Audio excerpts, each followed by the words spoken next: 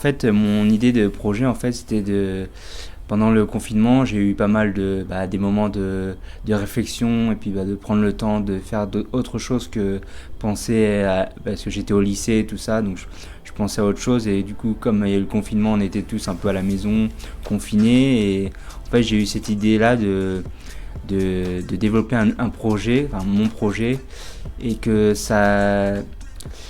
En fait, au départ, j'étais parti sur créer une nouvelle arôme de café. Puis en fait, je me suis dit non, autant travailler sur un jeu de société. Et du coup, en fait, je me suis dit pourquoi pas lancer un rapport avec le tarot et la belote, un distributeur de cartes tarot-belote, voilà, avec un support de cartes adapté. Alors, culturel, non, ni social, mais après, géographique, faut savoir qu'en campagne, en Normandie, dans le Perche, il y a des soucis de mobilité, j'ai actuellement pas le permis, je suis en train de le passer, mais voilà. Heureusement, mes parents m'aident à surmonter ces obstacles, la mission locale aussi, et voilà, sinon j'ai pas eu d'autres soucis particuliers. Et la mission locale m'a beaucoup aidé au niveau de mes démarches, au niveau pour lancer mon projet, pour mettre mon projet à l'écrit par exemple.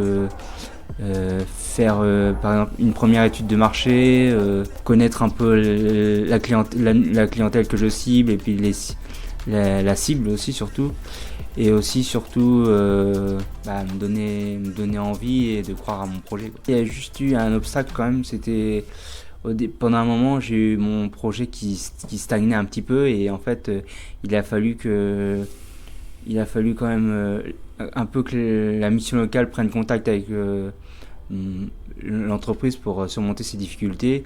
Et maintenant, mon prochain défi, c'est surtout de choisir un bon prototype qui puisse marcher et fonctionner et faire marcher mon entreprise. J'ai eu quand même une réussite, j'ai quand même réussi à faire un service civique. Donc un service civique, c'était aux finances publiques de Mortagne, au Perche, donc, aux impôts. Donc j'étais à l'accueil physique et téléphonique, j'étais un peu dans l'accueil. Et donc ça a été mon plus gros défi, un des plus gros défis. Ma première expérience professionnelle, c'était ça. Alors l'avenir de mon projet et de mon projet d'entreprise, c'est surtout aussi de valider le premier prototype et ensuite que la production se lance et que je puisse lancer et que ça soit rentable à long terme. Et voir aussi s'il y a de la demande. Local, je pense que ça peut aider tous les passionnés de clubs de tarot, tous les clubs de tarot aussi, tous ceux qui jouent au tarot pour le plaisir occasionnellement.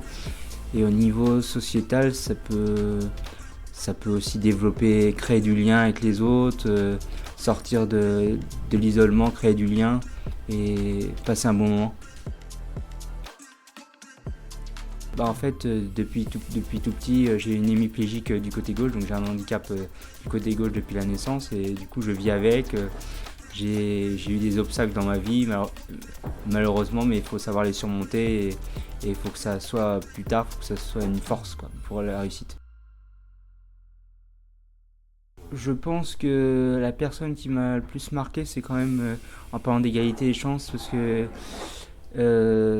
c'est une athlète paralympique que j'ai rencontrée en 2022, c'est Marie-Amélie Le Fur, qui est athlète paralympique, qui a été athlète, qui a fait de l'athlétisme en paralympique et qui est aujourd'hui qui gère l'Agence nationale du sport en France. Alors l'avenir de mon projet et de mon projet d'entreprise, c'est surtout aussi de valider le premier prototype et ensuite que la production se lance et que je puisse lancer et que ça soit rentable à long terme. Et voir aussi s'il y a de la demande. Local, je pense que ça peut aider tous les passionnés de clubs de tarot, tous les clubs de tarot aussi, tous ceux qui jouent au tarot pour le plaisir occasionnellement. Et au niveau sociétal, ça peut aussi développer, créer du lien avec les autres, sortir de l'isolement, créer du lien et passer un bon moment. En fait, depuis tout petit, j'ai une hémiplégique du côté gauche, donc j'ai un handicap du côté gauche depuis la naissance et du coup je vis avec. J'ai eu des obstacles dans ma vie, malheureusement, mais il faut savoir les surmonter et il faut que ça soit plus tard, il faut que ça soit une force pour la réussite. Je pense que la personne qui m'a le plus marqué, c'est quand même en parlant d'égalité des chances, parce que c'est une athlète paralympique que j'ai rencontrée en 2022, c'est Marie-Amélie Le Fur, qui est athlète paralympique, qui a été athlète, qui a fait de l'athlétisme en paralympique et qui est aujourd'hui qui gère l'Agence nationale du sport en France. Moi, je dirais aux jeunes de croire à leurs rêves, croire à leurs projets et de surtout rester bien entourés pour la réussite de leurs projets. C'est très important d'être entouré par ses amis, sa famille, au cas où s'il y a des difficultés ou des obstacles à surmonter. Moi, je pense qu'il faudrait peut-être mettre en place des stages d'insertion pour les personnes en situation de handicap ou des stages d'insertion, oui, ou même pour découvrir un secteur de métier et ça puisse après ouvrir sur d'autres opportunités professionnelles. Ce serait d'apporter un plus, de montrer que si moi je réussis, les autres peuvent réussir et que ça peut donner une inspiration ou une motivation en plus pour les autres et que ça puisse développer des actions positives pour l'égalité des chances et l'insertion professionnelle des personnes en situation de handicap. Cosmo de Soprano, un projet, enfin une chanson, un projet qui rassemble plein de monde autour d'une même passion ou d'un même objectif.